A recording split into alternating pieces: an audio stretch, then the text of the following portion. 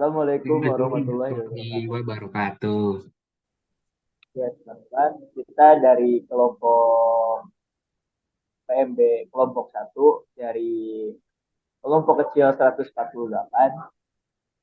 bakalan ngebahas tentang proyek air bersih dan sanitasi untuk kesejahteraan. Oke teman-teman, jadi hari ini kita akan membahas beberapa poin ya. Jadi pertama, kita itu akan bahas latar belakang tentang sanitasi air. Yang kedua itu ada tujuannya. Yang ketiga ada isinya. Lalu yang keempat itu ada penutupnya ya. Next, boleh di next.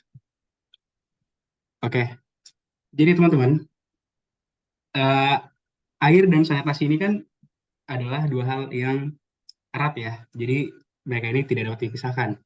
Jadi menurut menurut beberapa sumber yang aku dapatkan, jadi ada setiap air minum atau air bersih ini pasti ada paling nggak sedikit air limbahnya. Jadi menurut penelitian juga, tidak kurang dari 85% air bersih itu bisa berubah menjadi air limbah. Jadi untuk gambaran teman-teman aja, jadi misalnya kalau ada satu orang yang menggunakan 100 liter air untuk bisa untuk mandi, bisa untuk minum, bisa nyuci, itu 85%-nya itu bakal jadi air limbah. Jadi itu bisa menjadi pentingnya air bersih, pengelolaan air bersih. Boleh di next. Oke, lalu Indonesia ini mencatat paling enggak, Indonesia ini tercatat paling enggak mewakili sekitar 6% dari sumber daya air yang ada di dunia kita ini. Nah, hal ini bisa menunjukkan bahwa Indonesia ini sebenarnya memiliki air yang cukup banyak. Tapi kenyataannya itu menunjukkan bahwa sebagian besar daerah di Indonesia yang lumayan terpencil seperti Nusa Tenggara Timur, bisa Sulawesi, itu justru malah mengalami kekurangan air bersih. Dan dari laporan Direktorat Jenderal Pengendalian Pencemaran dan Kerusakan Lingkungan di tahun 2015, itu hampir 65% air Indonesia dalam keadaan yang tercemar nih teman-teman. Dan oleh karena itu melihat tantangan ini, kami ini bertujuan untuk membahas mengenai sanitasi air di Indonesia ini, teman-teman. Oke, boleh di next. Nah, boleh next. Oke, pertama-tama perkenalkan dulu. Eh, saya Jonathan Alpindo dari Prodi Analisis Kimia. Bersama rekan-rekan saya ada Ariski dari Manajemen Agribisnis, lalu nanti ada Bella dari, dan ada juga Rafa Najwan. Next.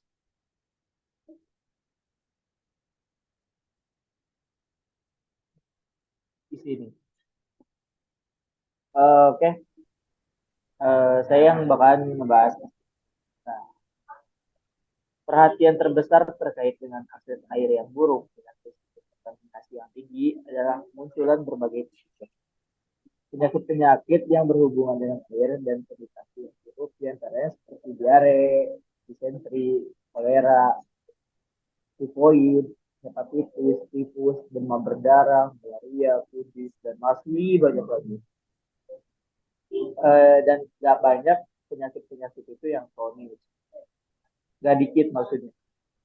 Nah, air minum yang tidak aman serta perilaku kebersihan yang buruk telah menyebabkan 88% kematian anak-anak akibat diare di seluruh dunia. Sementara bagi anak-anak yang bertahan hidup dan sembuh masih harus menghadapi resiko terkurang penyakit yang sama. Tentang penyakit yang sama dan masalah baru terkait gizi. Hal ini tentunya akan menghalangi mencapai potensi maksimal mereka di masa emas tubuh kembang mereka.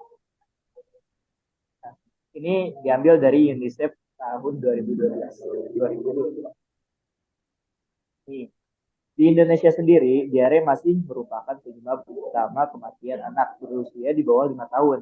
Nah, Laporan dari Kementerian Kesehatan dalam risk case kesehatan besar 2007 menyebutkan bahwa diare menjadi penyebab 31% kematian anak usia antara 1 bulan hingga 1 tahun. Dan selanjutnya ada cara cara agar kita mendapatkan air yang bersih dan sanitasi yang baik. Nah, dari UNICEF tahun 2012, buang air besar di tempat terbuka open defecation masih merupakan masalah sosial dan kesehatan yang perlu mendapatkan perhatian segera. Sekitar 41 juta orang atau 17% rumah tangga masih melakukan praktik buang air besar di tempat terbuka. Angka ini meliputi lebih dari 1/3 penduduk di Gorontalo, Sulawesi Barat, Sulawesi Tengah, Nusa Tenggara Barat, dan Kalimantan Barat. Penggunaan toilet kompos, penggunaan toilet kompos. Toilet kompos adalah sistem pengolahan limbah manusia yang efisien dan ramah lingkungan. Nah, jadi buat solusinya buat toilet terbuka ini ada penggunaan toilet kompos nih dengan mendorong komunitas di daerah pedesaan untuk mengadopsi teknologi ini. Kita dapat mengurangi pencemaran lingkungan dan peningkatan sanitasi. Ini juga memanfaatkan limbah manusia untuk menghasilkan pupuk yang berguna bagi pertanian, menciptakan pendekatan berkelanjutan terhadap pertanian.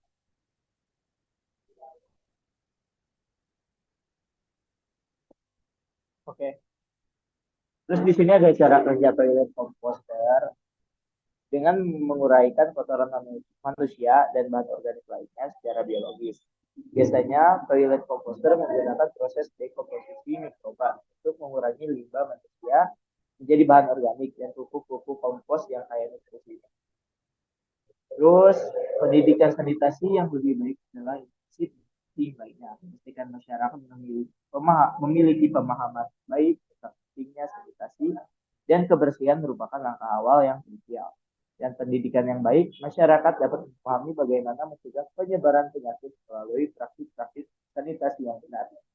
Dalam hal ini, penyuluhan masyarakat dan kampanye edukasi dapat sangat berperan dalam meningkatkan kesadaran akan sanitasi yang baik, serta memproduksi praktik-praktik sehari-hari yang menjaga kebersihan. Kembali lagi kepada Jo. Oke teman-teman, sebelumnya boleh, jika yang bertanya boleh. Saya izin bertanya, Pak. Ya boleh. Terima kasih sebelumnya atas materi yang diberikan, Pak.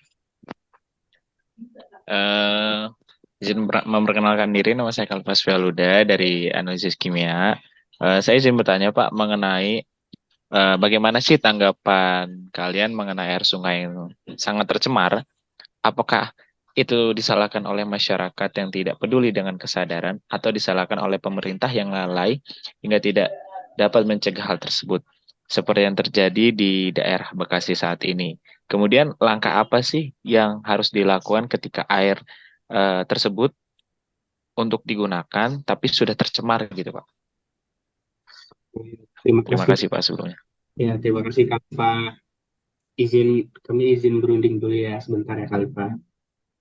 Oh, baik Pak. Yang digunakan sudah tercemar. Langkah yang dapat diambil meliputi membersihkan air supaya penyaringan dan pengolahan air untuk polutan. Terus yang kedua ada meminimalkan penggunaan air, mengurangi pemakaian air untuk mengurangi tekanan pada sumber daya air yang tercemar. Terus yang ketiga ada menegakkan regulasi. Nah, pemerintah tuh harus menegakkan regulasi lingkungan yang ketat, semoga polusi lebih lanjut. Terus dan yang keempat terakhir kesadaran masyarakat, mengedukasi masyarakat tentang pentingnya air bersih dan lingkungan yang sehat. Jadi kayak yang kita lakuin ini nih. Terus kolaborasi antara masyarakat, pemerintah dan organisasi lingkungan dapat membantu memperbaiki situasi air sungai yang itu. Begitu Mas Khalifa, apakah terjawab Mas Khalifa pertanyaannya? Sudah terjawab Pak.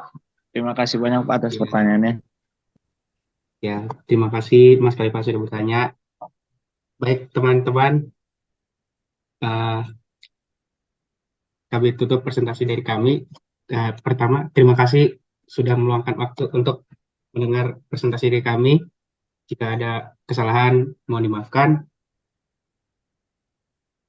Assalamualaikum Warahmatullahi warahmatullahi wabarakatuh. wabarakatuh. Waalaikumsalam Makasih banyak. warahmatullahi wabarakatuh. Terima kasih Terima kasih, rekan-rekan Pak. semua. Ya.